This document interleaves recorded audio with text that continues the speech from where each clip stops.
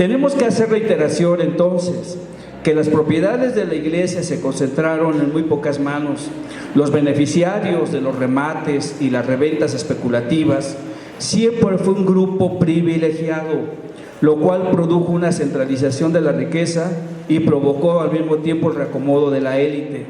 Los viejos y grandes comerciantes criollos, quienes desde el consulado de comerciantes habían monopolizado el comercio, controlaron la minería, explotaron una diversidad de actividades económicas en sus haciendas y, por otra parte, la vinculación con la nueva clase política proveniente de la revolución de Ayutla fue que lo hizo posible. Se trata en efecto entonces de un proceso de acumulación, de una conformación de grandes fortunas, producto de la apropiación de los bienes de la iglesia y de las tierras de las comunidades indígenas. Gracias a la liquidez monetaria creada con anterioridad y a la legislación liberal de los políticos triunfantes encabezados por Juárez y durante la dictadura por el general Porfirio Díaz. Si bien la transformación de las llamadas tierras baldías a particulares produjo el monopolio de las propiedades para las grandes haciendas, también comprendió la ruina de aquellos hacendados cuyas deudas fueron imposibles de pagar, compromisos adquiridos con los agiotistas, los grandes comerciantes, en la entrega de propiedades producto de la bancarrota, lo cual es un tema que aún todavía falta por estudiar. Ahora, con respecto a la expropiación de las propiedades comunales, cabe recordar que la existencia de las propiedades comunales se remonta al México prehispánico y estas fueron reconocidas por la corona española. En el momento en que se promulgó la Ley Lerdo, los pueblos indígenas mantenían un sistema de tenencia de tierras basada en la economía comunal. Para los liberales, los indígenas tenían que convertirse en ciudadanos modernos. Para lograr tal cometido, el carácter comunitario de la tierra representaba un obstáculo. La Ley Lerdo exigía la individualización de las propiedades de los indígenas. La justificación ideológica de los liberales era la de conformar una clase media rural semejante a la que se había logrado en los Estados Unidos.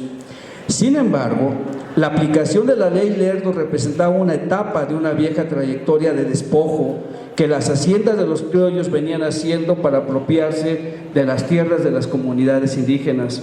Un proceso que se arrastraba desde el periodo virreinal y que en el siglo XIX se hizo mucho más evidente. La existencia de la hacienda implicó permanentemente la expropiación parcial o total de las comunidades. La necesidad de mano de obra limitó la vida de los habitantes a satisfacer sus exigencias de autoabasto, la cual complementaron mediante el trabajo de hacienda. Cuando se aplicó la Ley Lerdo, resultaba obvio la incapacidad de los indígenas para comprar propiedades producto de la desamortización. El proceso de la venta y compra de los bienes estuvo acaparada por el favoritismo hacia los grandes comerciantes y el beneplácito de los nuevos funcionarios de la Revolución de Ayutla. Los indígenas simplemente fueron relegados del repartimiento desamortizador y se constituyó en la élite, una visión negativa y racista para justificar la exclusión. Desde la perspectiva de los poderosos, los indios no sabían explotar adecuadamente las propiedades, eran ignorantes, flojos y malvivientes.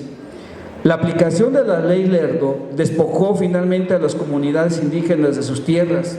Las tierras fueron denunciadas como baldías. La venta de las fincas dio origen a los grandes latifundios en el régimen porfirista. Las comunidades se arrastraron inconformidad y finalmente la expresaron en el centro del país al estallar el movimiento zapatista, en la cual Barón nos explicará más ampliamente. El tema de la desamortización, como nos dice ya Banzán, el tema del proceso de acaparamiento de bienes raíces se ha percibido desde diferentes generaciones y con diversas intensidades en las regiones del país. No siempre fue así. La crítica inicial al proceso de latifundio fue expresada en la obra de Luis Orozco y Andrés Molina Enríquez. Insistieron en el dominio de unos cuantos terratenientes porfiristas, los cuales concentraron la tierra, despojando a los pueblos indígenas.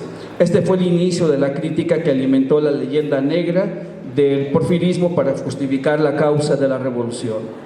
Los historiadores en el régimen revolucionario, como Moisés González Navarro, José Miranda o Jesús Reyes Heroles, justificaron el agravio con un tinte meramente político y legalista. El despojo de las propiedades comunales fue avalado como un proyecto propio del ideario liberal. Por otro lado, la pretendida visión crítica guiada por Francisco Javier Guerra o Jan Meyer suavizaron los efectos de la ley Lerdo, según ellos, por la falta de daños confiables sobre la población y los terrenos comunales, por las cifras inexactas y por las formas incongruentes de clasificación de las propiedades manifestadas en los censos nacionales. No obstante, reconocieron la ruina de las comunidades indígenas y el aumento de campesinos desarraigados. Hasta ahora, la reconstrucción estadística tan pretendida sobre los alcances y efectos del proceso de desamortización es un asunto que ha quedado pendiente.